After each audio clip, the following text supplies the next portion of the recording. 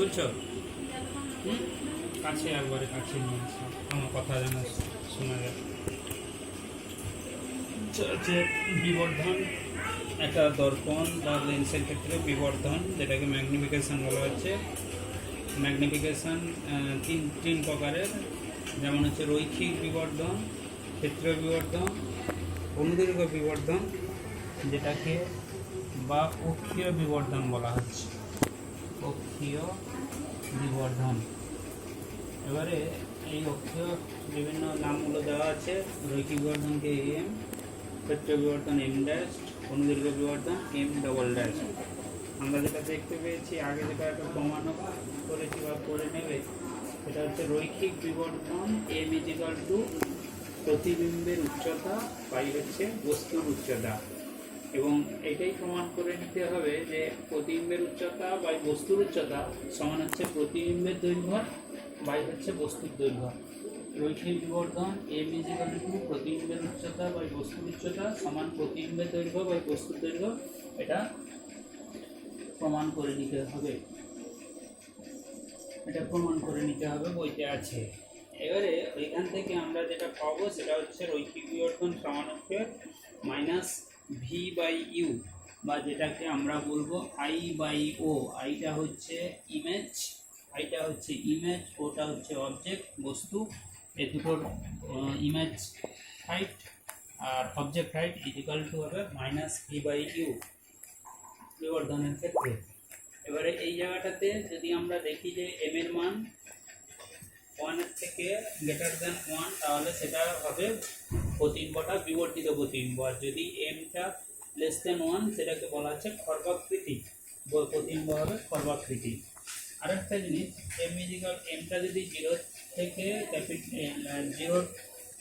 Greater than 0 হয়, অর্থাৎ positive যদি হয়, তাহলে আমরা এই জায়গাতে বলবো এটা সমশীর্ষক।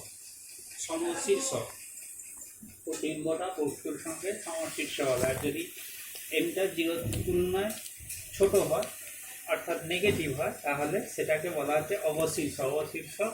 অর্থাৎ প্রতিবিম্বটা উল্টো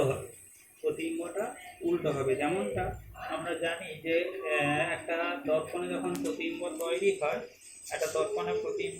হয়, যেমন আমরা যদি অবতল দর্পণ বলি, অবতল দর্পণে যে প্রতিবিম্বগুলো তৈরি হয়, সে প্রতিবিম্বগুলো সাধারণত অবশীর্ষ হয়। অবশীর্ষ হলে অবশ্যই সেই জায়গাটাতে এমটা হবে মাইনাস।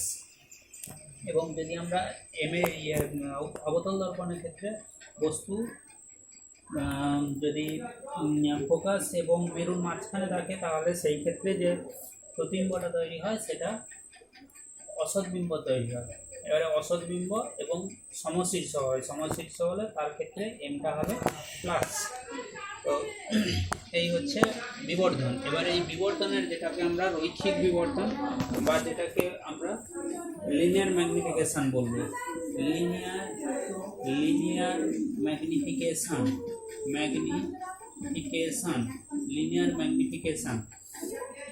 এই লিনিয়ার ম্যাগনিফিকেশন সম্পর্কে এগুলো হলো। এরপরে যেটা বলা হচ্ছে ক্ষেত্রীয়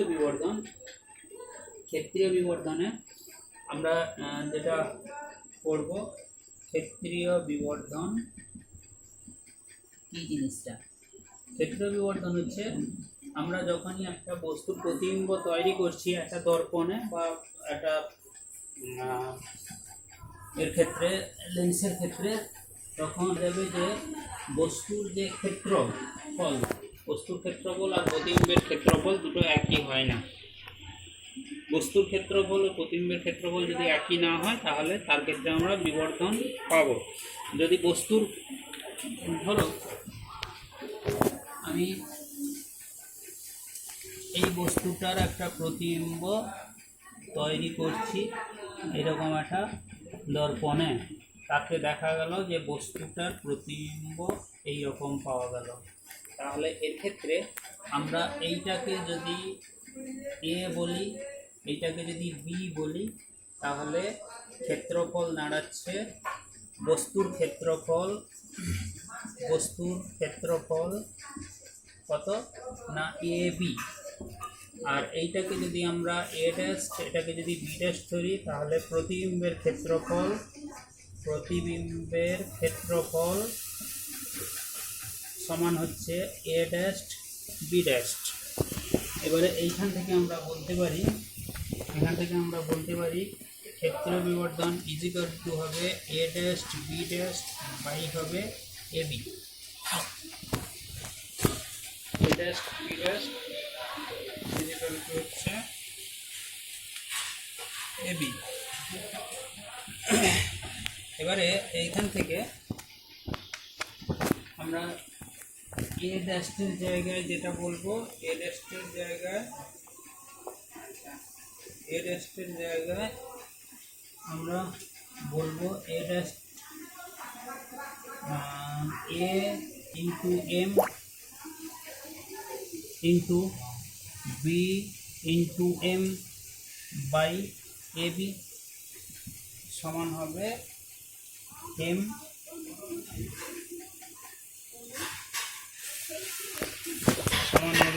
M square A B by A B.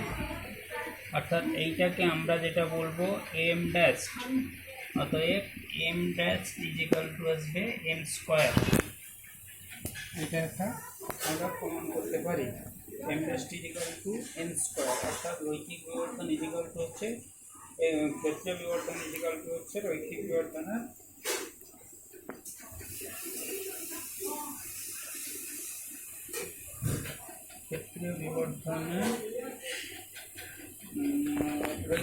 রৈখিক বিবর্ধনের হোল স্কোয়ার বর্গ। তাহলে এটাই হলো ক্ষেত্রীয় বিবর্ধন। তাহলে ক্ষেত্রীয় বিবর্ধনের ক্ষেত্রে আমরা কি করব, তাহলে বস্তু প্রতিবিম্বের উচ্চতা বাই হচ্ছে বস্তুর উচ্চতা, প্রতিবিম্বের উচ্চতা বাই প্রতিবিম্বের ক্ষেত্রফল বাই হচ্ছে বস্তুর ক্ষেত্রফল। এবারে প্রতিবিম্বের ক্ষেত্রফলে এইটাকে যদি আমরা দৈর্ঘ্য বলি, দৈর্ঘ্যটা হচ্ছে এইটা, এটা হচ্ছে রৈখিক বিবর্ধন, আর এটা হচ্ছে বস্তুর দৈর্ঘ্য। আর যদি প্রস্থ বলি, তাহলে প্রস্থ হচ্ছে বি এবং এটা হচ্ছে রৈখিক বিবর্ধন। তাহলে এটা গুণ করলে আমরা যেটা পেয়ে যাচ্ছি এ বি কেটে যাচ্ছে এম স্কোয়ার। তাহলে m dash equal to M square, এটা হচ্ছে ক্ষেত্রীয় বিবর্ধন। তাহলে ক্ষেত্রীয় বিবর্ধনের সঙ্গে আমরা রৈখিক বিবর্ধনের একটা সম্পর্ক বের করতে পারলাম। তাহলে এর ক্ষেত্রে আমরা যেটা দেখছি যে প্রতিবিম্ব বস্তু যাই থাকুক না কেন, বস্তুর আকার সমান আকার হবে না, বিভিন্ন সাইজের হবে, সেই কারণে ক্ষেত্রীয় বিবর্ধন ব্যাপারটা আসছে। এরপরে যেটা আছে সেটা হচ্ছে অনুদৈর্ঘ্য বিবর্ধন বা অক্ষীয় বিবর্ধন। অনুদৈর্ঘ্য বিবর্ধন বা অক্ষীয় বিবর্ধন।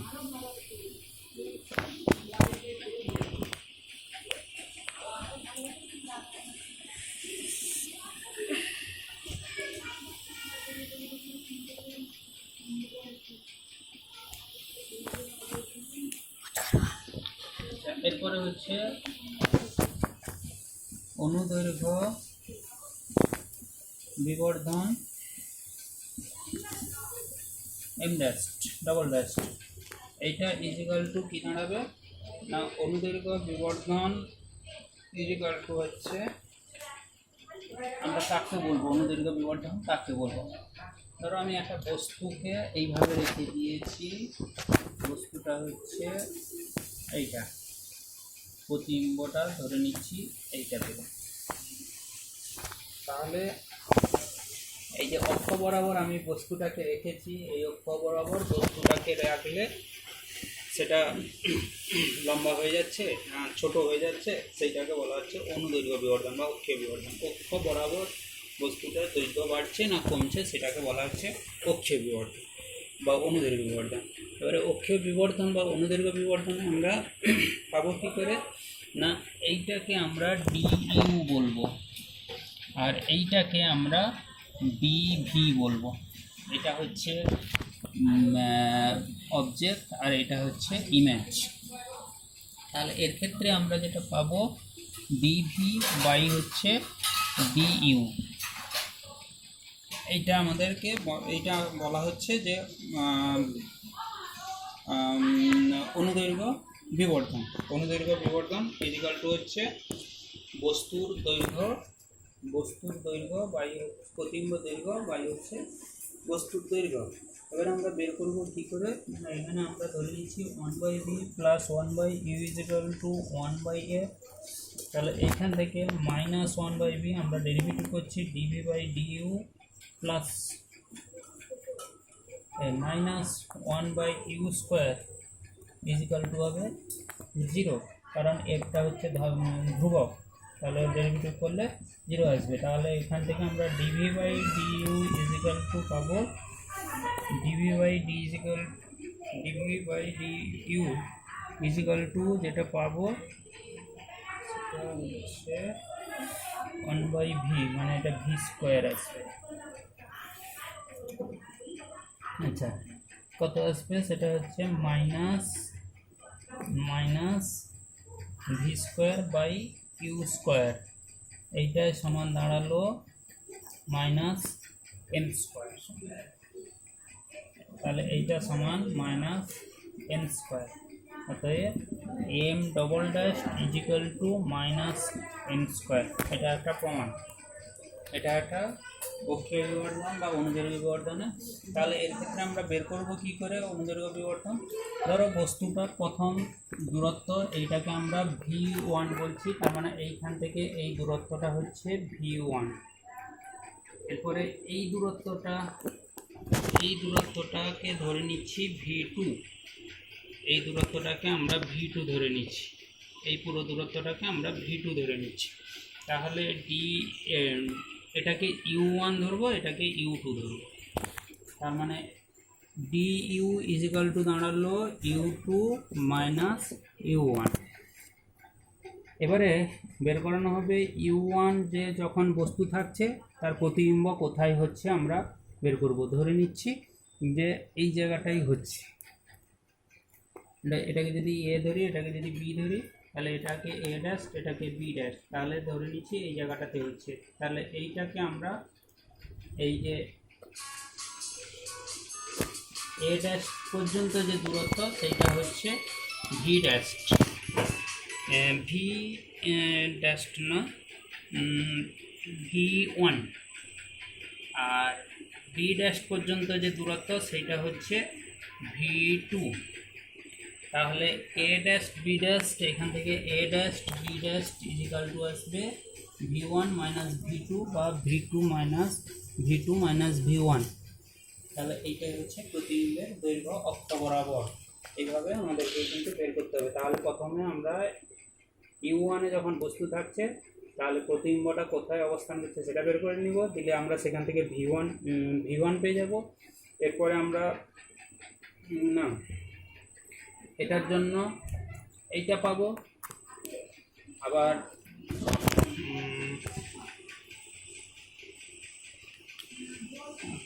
ভুল হলো, এইটা হবে v2, এইটা হবে v1, তাহলে v2 মাইনাস v1 এইটা। আচ্ছা, তাহলে আমরা প্রথমে এতে বস্তু যখন আছে আমি সেটাকে যদি u2 ধরে নিই, তাহলে এর জায়গায় a ড্যাশটে হবে, তখন v2 প্রতিবিম্বের দূরত্ব পেয়ে যাব। আবার বিতে যখন বস্তু থাকছে তখন হচ্ছে u1, তখন আমরা b ড্যাশটে অর্থাৎ v1টা পেয়ে যাব। তাহলে এইভাবে v2 v1 পেয়ে গেলাম। এখানে যেমন আমরা ডিফারেন্স বের করে বস্তু অক্ষ বরাবর রাখলে যে দূরত্ব হয় সেই দূরত্ব যেমন du পেয়েছি, তাহলে প্রতিবিম্ব যেটা পাচ্ছি, প্রতিবিম্বটা তাহলে এইটা পুরোটা প্রতিবিম্ব পাচ্ছি। তাহলে প্রতিবিম্বটার দৈর্ঘ্যটা আমরা বের করে নেব a ড্যাশ b ড্যাশে, তাহলে a dash b dash equal to v2 minus v1। তাহলে এইভাবে আমরা প্রতিবিম্বটা পেয়ে যাব। তাহলে সেই প্রতিবিম্বের দৈর্ঘ্য বা এই বস্তুর দৈর্ঘ্য করলে আমরা অনুদৈর্ঘ্য বিবর্ধন বা যেটাকে আমরা অক্ষীয় বিবর্ধন বলছি। ঠিক আছে, তাহলে এইটার উপরে কিছু অঙ্ক আছে, অঙ্কগুলো করতে হবে। আরেকটা হচ্ছে গুরুত্বপূর্ণ হচ্ছে নিউটনের একটা সমীকরণ আছে, নিউটনের সমীকরণটা আমাদেরকে লাগবে। নিউটনের সমীকরণটা কীরকম না, নিউটনের সমীকরণে আমরা একটা দর্পণ এঁকেছি, অবতল দর্পণ। এই অবতল দর্পণে এইটা হচ্ছে ধরো এইটা হচ্ছে ফোকাস আর এইটা হচ্ছে সি, এটা হচ্ছে ফোকাস আর এটা হচ্ছে সি। এবারে আমি একটা বস্তু রেখেছি, ধরো বস্তুটা আছে এই রকম জায়গায়, তো এই দূরত্বটাকে আমরা বলছি ইউ। প্রতিবিম্বটা হলো এই রকম জায়গায়। এবারে প্রতিবিম্বটাকে আমরা এটাকে অবজেক্ট আর এইটা হচ্ছে ইমেজ, তাহলে এইটাকে আমরা ভি বলছি। তাহলে ভিটা কার সাপেক্ষে মাপছি না মেরুর সাপেক্ষে। ও আর ভি আর ইউ আমরা মাপছি কার সাপেক্ষে না মেরুর সাপেক্ষে। তাহলে 1/v plus 1/u is equal two আমরা 1/f পাচ্ছি। এবারে এইটাকে আমরা একটু যোগ করে নিই। তাহলে u plus v by u v equal to আসবে 1/f equal to u f plus v f equal to u v. এবারে বাম দিক আর ডান দিকে আমরা এফ স্কোয়ার যোগ করে দিই। তাহলে u f plus v f minus u v plus f square equal to f square. এবারে এইখান থেকে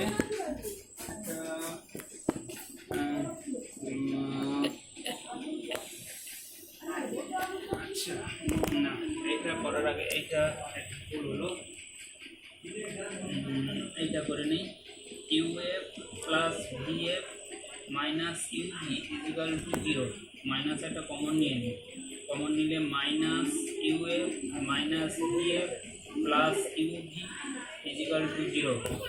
এবার উভয় পার্শ্বে এফ স্কোয়ার যোগ করে দিই, তার মানে u f minus v f plus u v plus f square equal to হচ্ছে f square.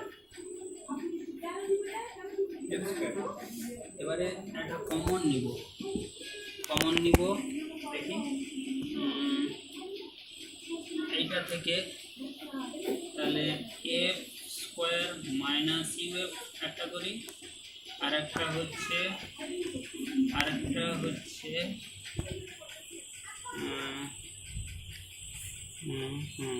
X square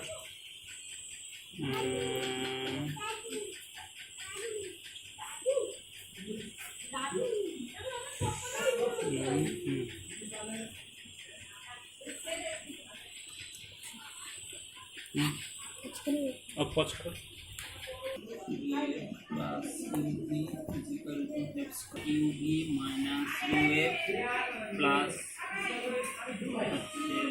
minus vf plus f square is equal to f square। যার সাথে নিলাম, তাহলে এখান থেকে u যদি কমন নেই তাহলে v minus f minus f যদি কমন নিয়ে নেই তাহলে v minus f is equal to f square। অতএব u minus f into v minus f is equal to f square। এইটা সমান হবে, আমরা ধরে নিচ্ছি x y is equal to f square। আচ্ছা, এই প্রমাণটা আমাদের করতে থাকে, এটাকে বলা হচ্ছে নিউটনের সমীকরণ। এবারে এই জায়গাটাতে একটু লক্ষ্য করার বিষয় আছে, যেটা হচ্ছে আমি এখানে যেটা বের করেছিলাম এটা হচ্ছে বস্তু দূরত্ব, প্রতিবিম্বের দূরত্ব, এটা বস্তু দূরত্ব, এটা ফোকাস দূরত্ব মেরুর সাপেক্ষে। কিন্তু আমি এখানে মাপলাম বস্তুর দূরত্বকে। হ্যাঁ, লাইট চলে এসেছে উপরে, বস্তুর দূরত্বকে ফোকাসের সাপেক্ষে, তার মানে এইটাই দাঁড়ালো ইউ মাইনাস এফ। এই দূরত্বটা দাঁড়ালো ইউ মাইনাস এফ, আর ভি মাইনাস এফ দাঁড়ালো এই দূরত্বটা। এটা যদি এফ হয়ে থাকে এই দূরত্বটা হচ্ছে ভি মাইনাস এফ। এইটাই সমান হচ্ছে এফ স্কোয়ার, অর্থাৎ সেটাকে আমরা এক্স ওয়াই ধরলে x y equal to f square. এটাকে বলা হচ্ছে একটা নিউটনের সমীকরণ। এই জায়গাতে একটা জিনিস আছে, যেটা এক্স আর ওয়াই একই সাইন হবে দিলে এফ স্কোয়ার ধনাত্মক হবে। এফ স্কোয়ার এফ যাই না কেন ঋণাত্মক হলেও ধনাত্মক হবে, এফ স্কোয়ার ধনাত্মক হলেও এফ স্কোয়ার ধনাত্মক হবে। অর্থাৎ এক্স যে সাইন হবে ওয়াইও সেই একই সাইন হবে, সেইটাই বোঝাচ্ছে যে প্রতিবিম্ব আর বস্তু সবসময় ফোকাসের একই ধারে অবস্থান করবে। বস্তু আর প্রতিবিম্ব সবসময় ফোকাসের একই ধারে অবস্থান করবে, অর্থাৎ এক্স আর ওয়াইয়ের সাইনটা একই হবে, আলাদা হবে না। এবারে এখান থেকে আমাদের যেটা আরেকটা প্রশ্ন থাকে সেটা হচ্ছে এইটাকে নিয়ে যদি আমরা একটা লেখচিত্র অঙ্কন করি, লেখচিত্রটা কেমন হবে? এই লেখচিত্রটা সাধারণত আমাদের যেটা হয়ে থাকে সেটা হচ্ছে একটা সমপরাবৃত্ত, বস্তু আর প্রতিবিম্বের যে ইয়েটা প্রতিবিম্বকে নিয়ে আমরা যে লেখচিত্রটা আনবো x y equal to x square, এটা হচ্ছে একটা সমপরাবৃত্ত হবে। অর্থাৎ সমপরাবৃত্তটা কীরকম না, এক্স যদি বাড়ে, আমি যদি এটাকে এক্স অক্ষ ধরি, এটাকে যদি ওয়াই অক্ষ ধরি, তাহলে এই রকম হচ্ছে সমপরাবৃত্ত, অর্থাৎ একটা বাড়লে আর একটা কমবে, যেহেতু এফ স্কোয়ারটা একটা স্থির আছে। তো আমাদের এখান থেকে যেটা প্রশ্ন থাকে সেটা হচ্ছে বস্তু ও প্রতিবিম্ব ফোকাসের একই দিকে অবস্থান করে প্রমাণ করো, এবং x y equal to f square, যেটাকে নিউটনের ইকুয়েশন বলছে, নিউটনের ইকুয়েশন প্রমাণ করো। এইগুলো আমাদের থিওরিগুলো করতে হবে। আচ্ছা, এরপরে আরেকটা জিনিস হচ্ছে, তোমরা আগে পড়ে এসছো যে অপেরণ বলে একটা কথা পড়া হয়েছে। অপেরণের ক্ষেত্রে আমরা যেটা জানি,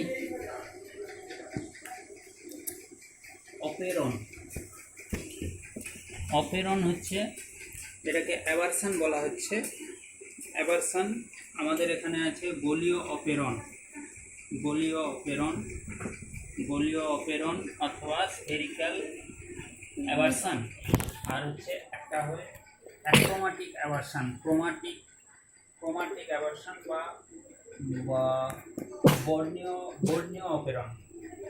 বর্ণাপেরণ, আর একটা হয় বর্ণাপেরণ। গোলীয় অপেরণ আর হচ্ছে বর্ণাপেরণ। গোলীয় অপেরণটা হয় কার ক্ষেত্রে না, গোলীয় অপেরণটা হচ্ছে দর্পণের ক্ষেত্রে, এটা হচ্ছে দর্পণের ক্ষেত্রে, আর এটা হচ্ছে লেন্সের ক্ষেত্রে। দর্পণের ক্ষেত্রে অপেরণটা কীরকম হয়, আমরা মাধ্যমিকে পড়ে এসেছিলাম, একটা যদি অবতল দর্পণ নেই, এই অবতল দর্পণ একটা বড় আকারের অবতল দর্পণ নিয়েছি, যেখানে সমান্তরাল আলোকরশ্মিগুচ্ছ ওর উপরে পড়লো, অর্থাৎ প্রধান অক্ষের সমান্তরালে আলোকরশ্মিগুলো পড়লে দেখা যায় যে আলোকরশ্মিগুলো একটা নির্দিষ্ট বিন্দুতে মিলিত হবে না।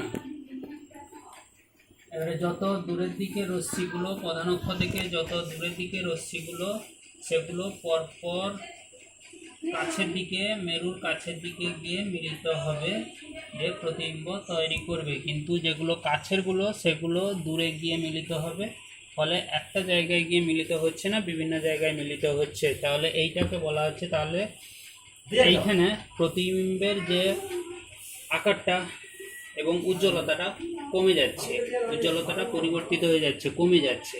কারণ একই বিন্দুতে মিলিত হলে উজ্জ্বলতাটা ঠিক থাকতো এবং বস্তুটা আকারগত পরিবর্তন হতো না, আকারটাও ঠিক থাকতো। তাহলে এখানে বস্তুর আকারের পরিবর্তন হয়ে যাচ্ছে, কারণ একটা রশ্মি এখানে মিলিত হচ্ছে আর একটা রশ্মি এখানে মিলিত হচ্ছে, তাহলে বিভিন্ন জায়গায় মিলিত হচ্ছে, ফলে কিনা এখানে উজ্জ্বলতাটা কমে যাচ্ছে। এটাকে বলা হচ্ছে এখানে গোলীয় অপেরণ। যদি এটা কোন ক্ষেত্রে না, বলছে এই দর্পণটা যদি বড় আকারের হয়, অবতল দর্পণটা বড় আকারের যদি হয়, যদি ছোট আকারের হয় তাহলে খুব একটা সমস্যা সৃষ্টি হবে না। এবারে যে কারণে এই গোলীয় অপেরণটাকে দূর করার জন্য আমাদের করা হয় কি না, তোমরা আগে পড়েছ যে অধিবৃত্তাকার অবতল দর্পণ ব্যবহার করা। অধিবৃত্তাকার অবতল দর্পণ যেগুলো হচ্ছে গাড়ির হেডলাইটে আমরা যেটা ব্যবহার করি, অধিবৃত্তাকার অবতল দর্পণ, তাতে আলোকরশ্মি যেভাবেই পড়ুক না কেন সবগুলো কিন্তু একটা বিন্দুতে গিয়ে মিলিত হবে, বিভিন্ন জায়গায় গিয়ে মিলিত হবে না।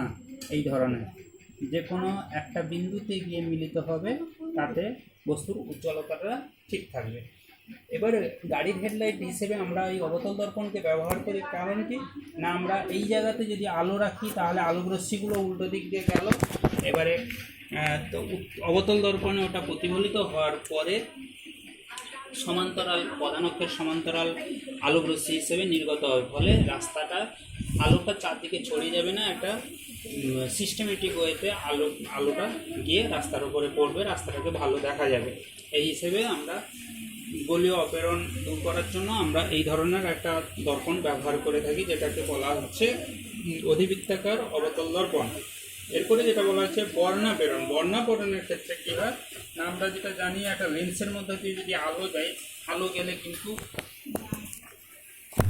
পথের বিভিন্নতার জন্য, ধরো একটা আলোকরশ্মি এইখানে গেল, একটা আলোকরশ্মি এইরকম গেল, এবারে এইখানে যে আলোকরশ্মিটা যাচ্ছে তাকে বেশি পথ অতিক্রম করতে হচ্ছে, আর এই জায়গাটা আলোকরশ্মিটা যেটা যাচ্ছে কম পথ অতিক্রম করতে হচ্ছে। তাহলে আলোকরশ্মি এবারে কোনটা বেশি আর যেটা কম পথ অতিক্রম করতে করতে আলোকরশ্মি এইখানে বর্ণ বিশ্লেষণ ঘটে থাকে। আমরা জানি যে যেটা বর্ণালী তৈরি হয়, বর্ণালী তৈরি হয়ে যায়, মানে বিচ্ছুরণ যেটা হয়ে থাকে। তাহলে এইভাবে আলোকরশ্মি যখন বিভিন্ন বর্ণে ভেঙে যাচ্ছে, তাহলে আমরা যে বস্তুটাকে ধরেছি বস্তুটার অ্যাকচুয়াল বর্ণ কিন্তু আমরা প্রতিবিম্ব হিসেবে দেখতে পাচ্ছি না, প্রতিবিম্বের বর্ণগুলো আলাদা হয়ে যাচ্ছে, বর্ণ আলাদা হয়ে যাচ্ছে, মানে বর্ণ বিভিন্ন বর্ণের হয়ে যাচ্ছে। এই জন্য এটাকে বলা হচ্ছে বর্ণাপেরণ। এই বর্ণাপেরণ দূর করার জন্য অ্যাক্রোমেটিক লেন্স ব্যবহার করা হয়, সেটা আমরা পরে পড়বো। আমাদের এই পর্যন্ত এখানে আছে, তো এই পর্যন্ত এগুলো একটু পড়ে নেবে। পড়ে নেওয়ার পরে আমি বেশ কিছু প্রবলেম দেবো, প্রবলেমগুলো করতে হবে।